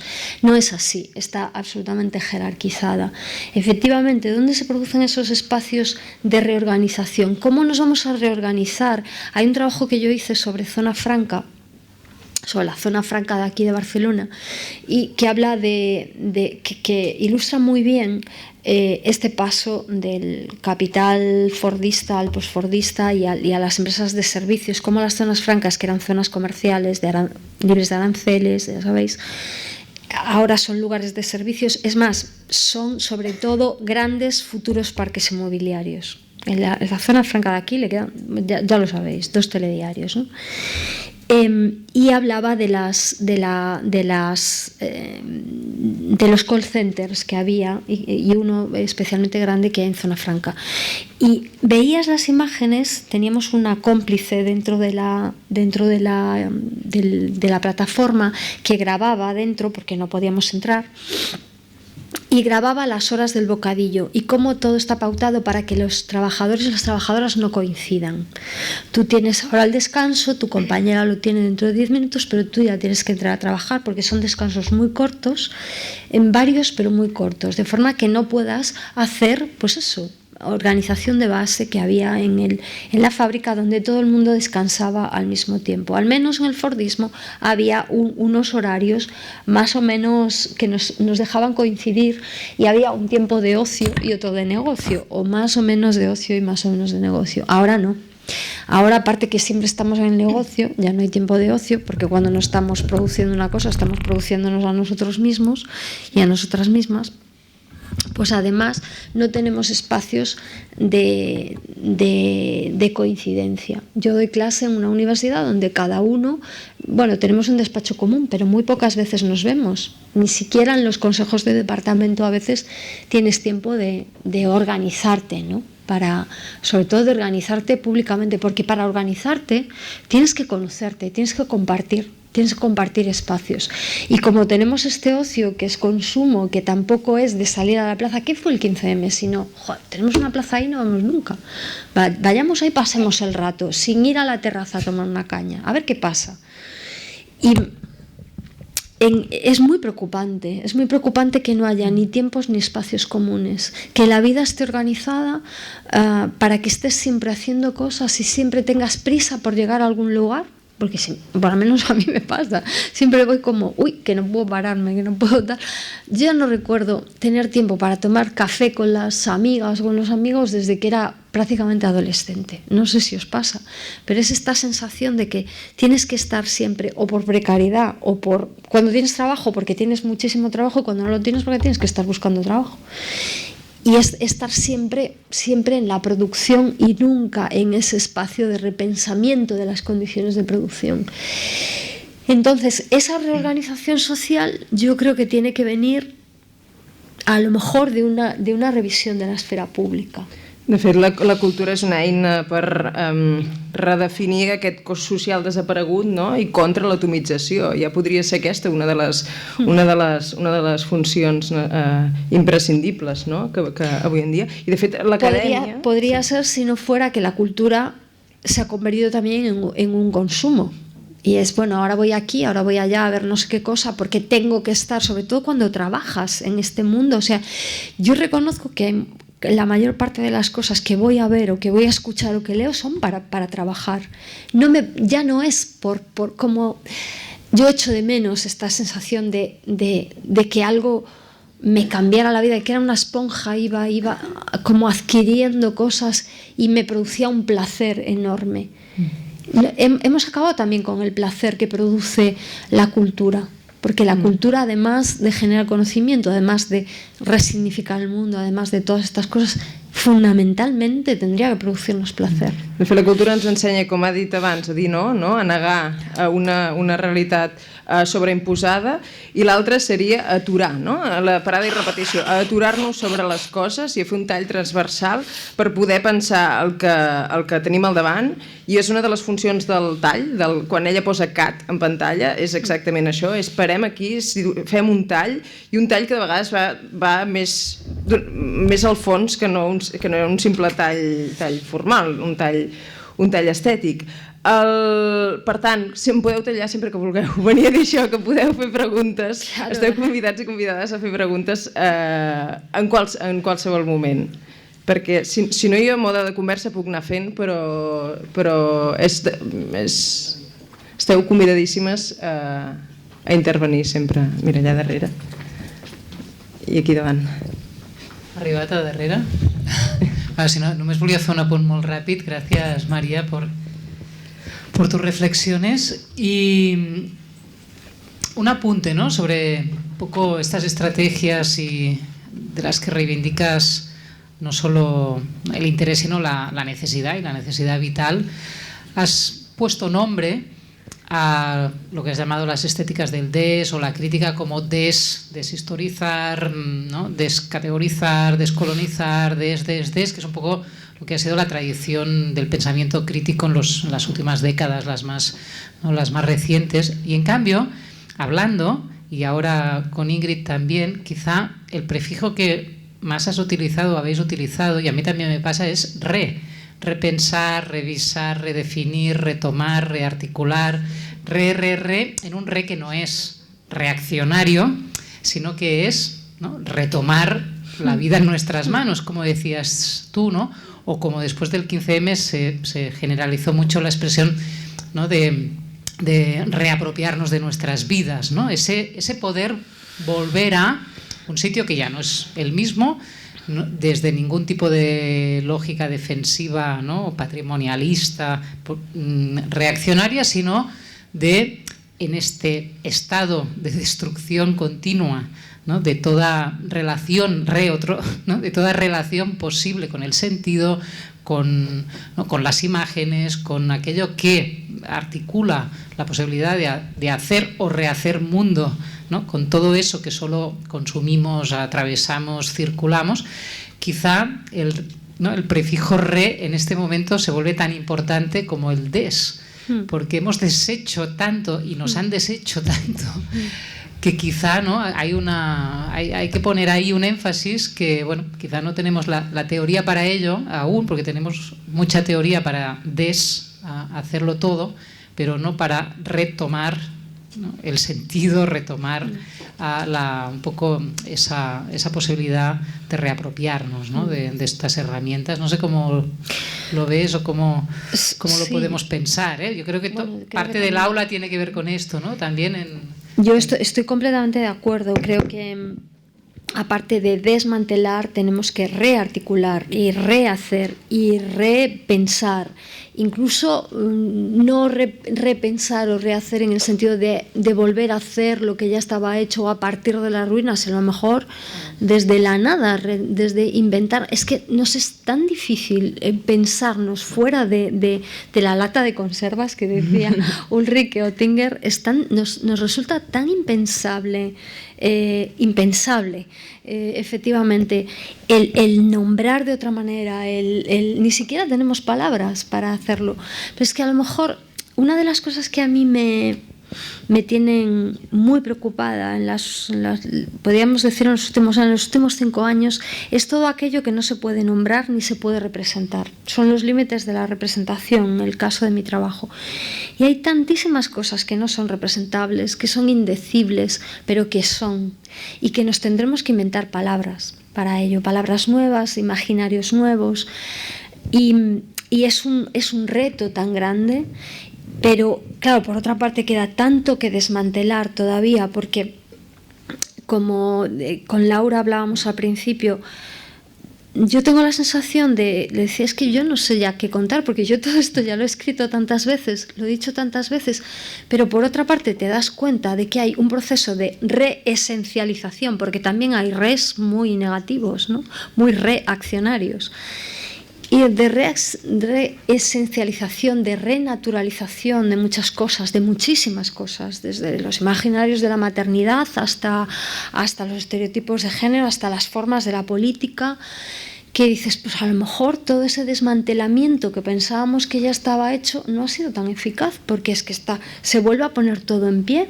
No hace nada que hemos vivido un proceso de lo que ha sido el fascismo y sus consecuencias en Europa, y en 2 generaciones se vuelve a poner en pie. ¿Qué es lo que está pasando? ¿Qué es lo que no hemos sido muy eficaces en ese desmantelamiento, en ese proveer de herramientas de desmontaje, ¿no? Insisto, el sistema visual sigue siendo opaco para la mayor parte de las personas. Entonces creo que hay que hacer las 2 cosas a la vez. Si la posmodernidad o ese tiempo, ¿no?, del desmontaje insistía en el des, quizá tenemos que insistir en el des, en el re, y en poner en palabras y en imágenes otras formas, o a lo mejor no, ni en palabras ni imágenes. A lo mejor inventarnos otros lenguajes que pasen mucho más por lo corporal, por la fisicidad, por las relaciones más subjetivas. No lo sé. No sé cuál es la respuesta, pero muy de acuerdo. Puc afegir abans de la segona pregunta un matís? També seguint a Kluge, i així l'agafem com a fil conductor, ell parlava dels autors, diferenciava entre els domadors de lleons i els jardiners, no? I dona la sensació que es predica i es demana molt als domadors de lleons, que és aquest, el jo Marca, del qual parlava una mica la Maria Ruido, no? Algú que es menjarà el món, la frase menjar-se el món, no hi ha res més abstrus que menjar-se el món. I després hi ha la figura del jardiner, que el jardiner, deia, és el que converteix aquesta selva de la informació en un jardí de continguts. Llavors, els jardins de cooperació poden funcionar des del des i des del re en paral·lel, no? I això és important, com que l'herba va creixent, no? I el bosc torna a amagar, diguéssim, l'horitzó, cal seguir desfent, perquè és com ara, no?, que deia que li feia vergonya la paraula empoderament, o fa vergonya ja utilitzar la paraula participació, no?, per com s'utilitzen i s'instrumentalitzen des de veus contràries al propi concepte.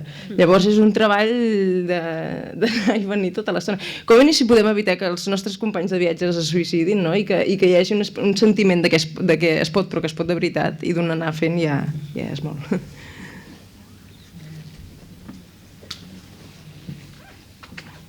Hi havia una pregunta per allà al darrere? No?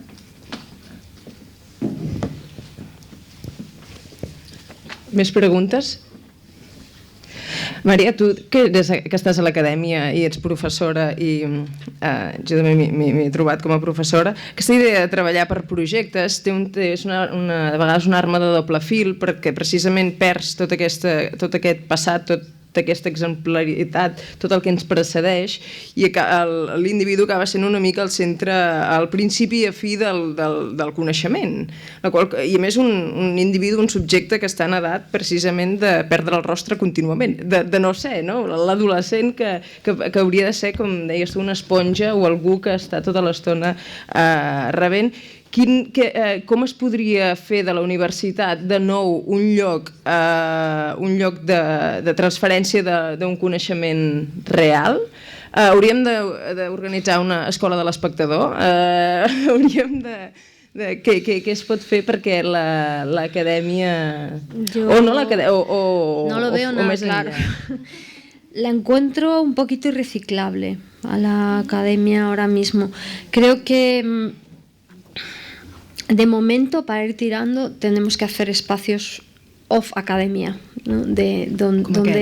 Como esto, como lo que queráis, como las universidades nómadas, las Free University, o sea, generar espacios paralelos a la academia. Pero claro, por otra parte, ¿qué hacemos? ¿Abandonamos la universidad y que se deja ahí? Pues no. También lo hablábamos con Laura. Yo creo que hay que resistir, que hay que ser obstinados en permanecer en un lugar que tiene, igual que es como dices la televisión, pues ¿para qué voy a hacer nada para la televisión? Si es una porquería total, si es que no se puede ver. Bueno, pero tiene un potencial, tuvo un potencial en su momento extraordinario, ¿no? Kluge sigue haciendo televisión por obstinación y por persistencia. Y cambió las leyes de su país. Bueno, es que además es abogado. A lo mejor tendríamos que empezar a colaborar.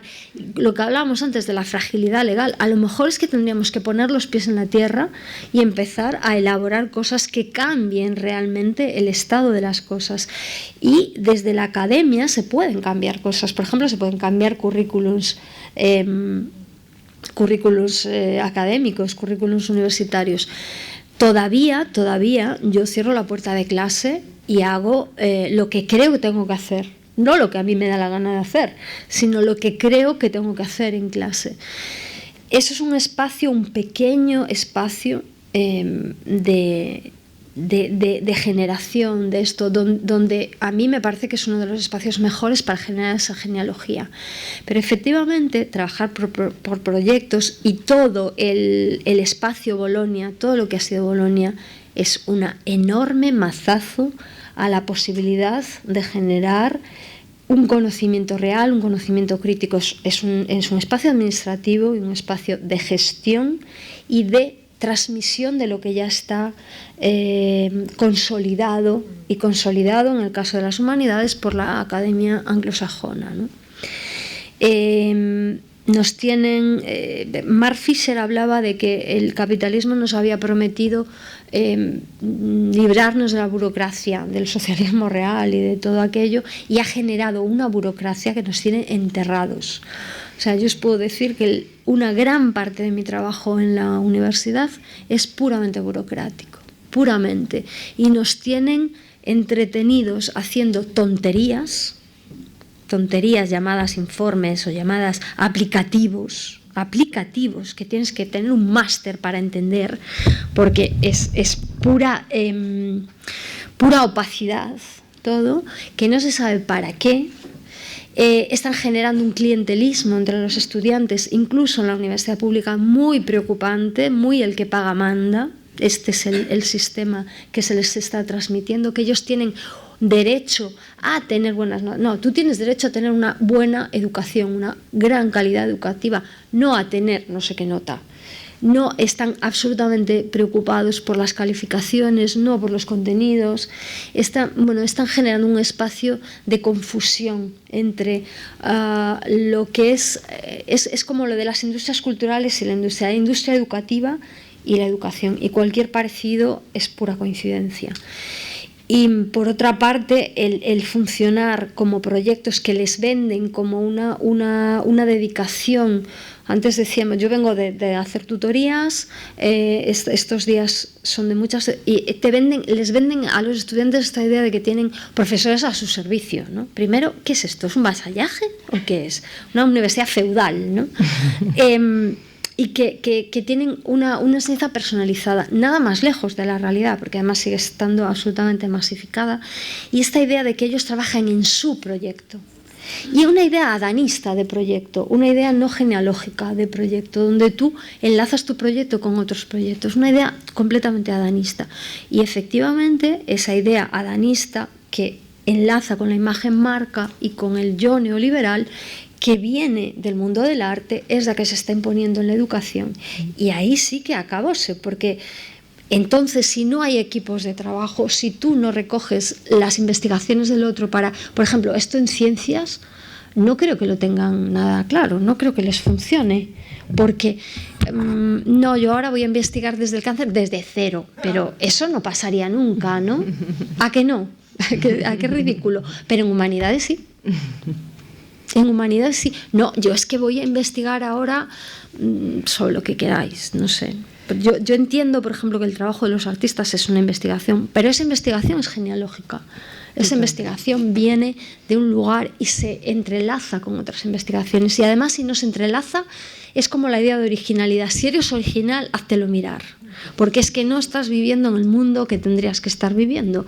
No estás atento a lo que pasa en el mundo. Y esta idea de proyecto, esto pasa mucho con los estudiantes, se me ha ocurrido una cosa genial. Y te la cuento y dices, ya, como yo qué sé, como Dan Graham. Es que esto me pasa casi todos los años. Porque voy a hacer, por ejemplo, esto, bueno, pasaba en el vídeo analógico sobre todo. Por ejemplo, voy a poner un temporizador y voy a hacer que lo que pasa en esta habitación luego se ve, pero con unos... Ya, esto ya lo hizo Dan Graham en los 60, en los 70... No me digas. Claro, porque es que ellos piensan que lo piensan todo de nuevo. Es que eso está en el aire, está en el aire. Y tú lo recoges y crees que se te ha ocurrido a ti, pero no se te ha ocurrido a ti. Es que está ahí, es que hay millones de seres humanos, miles de años de pensamiento detrás tuya. I un últim apunt abans que no es faci molt tard. Bueno, és a dir, aquesta idea d'exclusivitat, no? El del jo marca, precisament el que hauríem de fer els professors i professores és ensenyar-los tots els germans i germanes, no? Que l'acompanyen i que ja no existeixen o que sí, que estan vius, no? Fer genealogia però des d'aquest sentiment de cocompanyia, també perquè els estudiants que s'entén que viuen en un món absolutament desarticulat, cruel, vulgar, etc., doncs no se sentin tan sols. Vull dir que això sempre els hi pot anar a favor. Però acompanya a l'artista marca la idea dels polítics que no existeixen, el polític buròcrata, no? El sentit de responsabilitat dels quals està anul·lat per la mateixa burocràcia. És a dir, dissimulen el poder que tenen real. Bona part de les institucions polítiques actuals dissimulen el seu poder real. Llavors, se m'acut que les humanitats poden servir per fer passar per la ideologia com el que és ideologia, aquesta ideologia camuflada que no es veu, o aquests mecanismes de control que no es veuen, doncs simplement posar-los a la llum, ressaltar-los i dir, mira, una poma és una poma, tan senzill com aprendre a escriure i a parlar de nou, però això és això, i des de l'obstinació seguir indicant el que... Pero para eso necesitamos una cultura crítica, para decirle al emperador, vas desnudo, no llevas traje. Esto es el traje nuevo del emperador. Pero para decir eso sin jugarte tu vida, porque luego el castigo es personal. La burocracia luego sí se convierte en una represalia con nombres y apellidos, ¿no? Para que tú no te juegues a ti mismo tu vida físicamente y tengamos un cierto marco legal que nos proteja, no puede haber una ley mordaza. No puede haber una censura cubierta o encubierta, porque estas son de las que nos hemos enterado y de las que no nos enteramos y de las que no llegan y de la autocensura. Esa es la peor. Bueno, esto ya no lo voy a poner sobre la mesa porque no me lo van a dejar hacer. ¿Cuántos? Si yo tengo alumnos que ya, pero en un trabajo de clase, en un trabajo para el final de la asignatura, ya pues que si empleo el trabajo, por ejemplo, de, yo qué sé, o la canción de no sé quién, o un fragmento de película de no sé cuánto, es que esto es ilegal. Que tienen interiorizado digo, mira, si hubiéramos pensado así, o sea, ya no el Scratch Video, es que no hubiéramos llegado aquí, no hubiéramos llegado a nada. Si tú no tienes la osadía de remezclar las imágenes sin pensar en el marco legal de lo que va a pasar, de lo que te va a pasar a ti, porque yo creo que ellos piensan eso porque ya están pensando como marca, como empresa. Luego esto no lo voy a poder mostrar en no sé qué sitio y no lo voy a poder monetizar. Coño, estás aquí para experimentar. No te pares a pensar, que no te pare qué va a pasar con las consecuencias legales de tu trabajo. Pero entiendo que lo hagan también, porque están viviendo en un mundo donde efectivamente ese castigo de que te van a dejar solos, porque como no hay articulación política, no va a haber un sindicato que te recurra, no va a haber una asociación que ponga la cara por ti, o que ponga los medios legales que te defiendan. Yo recuerdo cuando me quitaron la pieza, bueno, la desenchufaron, no la quitaron, de Plaza Cataluña, hice un escrito y lo hice público y lo envié a mucha gente, entre ellos a la Asociación de Artistas, y no pasó nada. No pasó nada. Entonces, si no somos capaces ni siquiera de responder, nos tocan a una, nos tocan a todas, ¿no? Que es muy básico para andar por el mundo. Mientras eso pase y mientras haya este marco legal, no podemos decir, está usted desnudo, no lleva traje.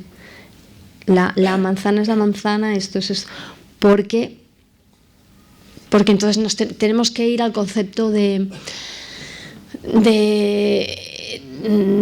héroe o de militancia heroica. Está desnudo, pero esta es su responsabilidad. Quiero decir que tanto no nos representan que ellos han dicho, vale, es que no se puede hacer nada, no se puede hacer. No te represento. Bueno, quizá un poco sí que me representas, haz alguna cosa, ¿no? Devolverles un poco el poder, pero un poder socializante, como una miqueta. Es muy interesante esa frase de no nos representan. Una pregunta aquí. Sí. Hola. Has acabado tu conferencia con un término que a mí me ha interesado mucho, que es que no puedes muchas veces, o sea, hay un tema, ¿no?, encima de la mesa o en tu mesa, aquí. Sí. Vale, y entonces lo que te pasa es que no tienes, digamos, como la manera de explicar eso, ¿no? Eso me ha interesado bastante, ¿no? Entonces, el otro día, escuchando a Pablo Iglesias, explicaba que tenían un problema en sus mítines o en sus actos, que cuando tenían que finalizar estos actos políticos, tenían que tirar de alguna manera de una serie de canciones, como podía ser La Estaca o A Galopar y tal, eso porque, es un temazo. Porque no encontraban esa manera de representar, ¿no? Bueno, dicho esto, yo también quería decir que vivimos en una ciudad, cada vez más gente vive en la ciudad, y de alguna manera la ciudad ha expulsado las empresas fuera de la ciudad, de tal manera por contaminación, porque las ciudades tenían que crecer, etcétera, etcétera.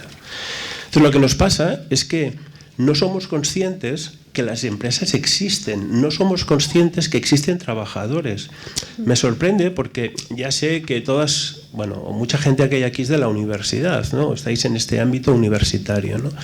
Pero es que los trabajadores existen. Por lo tanto, existe lucha de clases, existen problemas cada día en las empresas, y esa cosa la tenemos que volver a representar, porque seguramente tendríamos que volver otra vez a representar, no sé si era Lumière, no sé quién era, la salida de las mujeres y los hombres saliendo de las empresas, ¿no?, de las fábricas en ese caso. Pensemos en eso, porque si tú te das una vuelta a 10 kilómetros o a 5 kilómetros de la Plaza de Cataluña, está lleno de polígonos industriales, y eso quiere decir que hay gente que está trabajando dentro. O sea, pensemos que hay trabajadores y tenemos que volver un poco como a reinterpretar esa idea de trabajo. A mí me parece, no hace mucho vi tu documental que hablabas del tema del telemarketing en la zona franca. Me pareció interesante porque de alguna manera ahí recuperabas una cosa que estaba escondida, un poco como has acabado tu discurso, ¿no? Que hay muchas cosas que están dentro, están escondidas y es muy difícil representarlas. Un poco yo simplemente quería apuntar es que tenemos que encontrar esa manera de explicar lo que soy la clase obrera, lo que son los trabajadores, y porque además todos somos eso. Pues me parece súper oportuno lo que dices. Yo ahora voy a empezar a volver a trabajar sobre el trabajo, que para mí es la línea fundamental de mi propia producción, valga la redundancia. Yo siempre digo que me dedico a la historia de la producción, a la producción de la historia, que es una frase del primer trabajo que yo hice, del primer documental, que trabajaba, que era sobre mis padres, que trabajaban en una fábrica. Así que yo me paso mucho tiempo rodando en las fábricas. Es curioso porque en Zona Franca nosotros pusimos una cámara para hacer los trabajadores saliendo de la fábrica de los Lumière, pusimos una cámara enfrente de esta plataforma del call center y la pusimos durante muchas horas porque los trabajadores no salían juntos como en los Lumière, sino que salían de uno en uno y entonces iban saliendo, y si tú eso lo aceleras, lo que aparecen son fantasmas. Son cuerpos que se atraviesan uno al otro. Y esto tiene que ver con el concepto de representación, y porque la representación es presentarse en lugar de, y vivimos en una democracia representativa, donde lo que no está representado o lo que no se siente representado es un fantasma. Es algo que no tiene... para lo que no tenemos imágenes, para lo que no tenemos palabras, ¿no? Es fantasmagórico y no deja de ser curioso. Me parece una extraordinaria metáfora que los trabajadores materiales, de los cuales nos hemos olvidado efectivamente porque solo hablamos de trabajo inmaterial, y ahí es donde Silvia Federici le canta a las 40 a los señores Negri y Hart y le dice: oigan ustedes, ¿saben que para que ustedes se sienten en el ordenador a pensar el mundo y tal, tiene que haber alguien que les dé de comer, que haga la comida, que limpie su ropa y su casa? Ah, que son mujeres, no se había fijado, ¿no? Porque claro, como estaban ahí, sigue habiendo trabajo material y sigue habiendo trabajo invisible, el de las señoras de la limpieza, donde entramos en el aula y está limpio, qué casualidad, o en el hotel y está limpio, o el del trabajo del cuidado. Hay no solamente que volver a hablar de la lucha de clases, hay que volver a poner en el centro la idea de repensar el trabajo.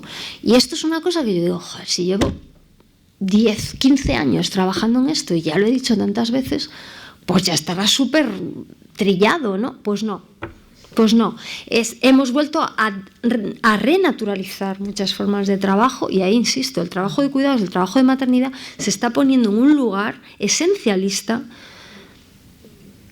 bueno, peligroso a nivel colectivo por lo menos, y efectivamente creo que tenemos que volver a hablar, yo ya lo dije, tenemos que volver a la lucha, a nombrar la lucha de clases, a volver a hablar de ese trabajo que nos mantiene al resto, porque efectivamente a muy pocos kilómetros de Plaza Cataluña hay industrias y mi familia se dedica a plantar patatas. Así que seguimos comiendo patatas, a que no comemos inmaterialidad. Igual que no comemos capital simbólico, seguimos comiendo alimentos y eso los tiene que producir alguien. Y además es peligrosísimo que haya como lugares que se dediquen a producir agricultura y que nosotros solo nos dediquemos. Este monocultivo de las industrias culturales me parece tremendo. De hecho, com a dada, per exemple, Harun Farokhi, que és una persona que sé que interessa molt a la Maria, ja va fer aquesta obra tan il·lustradora que és Els treballadors sortint de la fàbrica, recollint una mica les diferents sortides de fàbriques de treballadors i treballadores des del cinema, però també de diferents càmeres de videovigilància d'algunes fàbriques, i abans de suïcidar-se, la seva última obra va ser precisament Labor in a Single Shot, o alguna cosa així, com el trabajo en un solo fotograma, i era com una obra col·lectiva, ell ja no ni filmava ni recollia el material, sinó que la gent enviava les seves captures d'1 minut de diferents treballs d'arreu del món. Llavors és una altra manera d'entendre el treball en un món de deslocalització industrial i d'economia global. Perquè sí que, per exemple, ara jo fa poc vaig estar allà a la conca minera Cinyera, a Astúries, i si tu vols gravar el treball, filmar el treball no el podràs filmar perquè no hi és, perquè s'està externalitzant tot. Hi ha una part de la indústria que ja és irrepresentable, precisament per la pròpia lògica de l'economia. I d'altres seria molt divertit i bastant entranyable veure com treballen els treballadors i treballadores de l'economia immaterial, perquè seríem al final bastant ridículs. Seria un bon treball aquest, de filmar algú com está diseñando una página web, ¿no? Bueno, yo escribí un texto hace unos años en colaboración con Jaron Rowan, donde hablábamos de la valorización del trabajo y nos preguntábamos, este trabajo no nos representa porque los sindicatos no nos representan, entonces ¿cómo representar nuestro trabajo? Y el trabajo nuestro es estar en casa delante de un ordenador, ridículo. Entonces, ¿cómo representaban el trabajo inmaterial o el trabajo cultural las industrias culturales? Nos preguntábamos.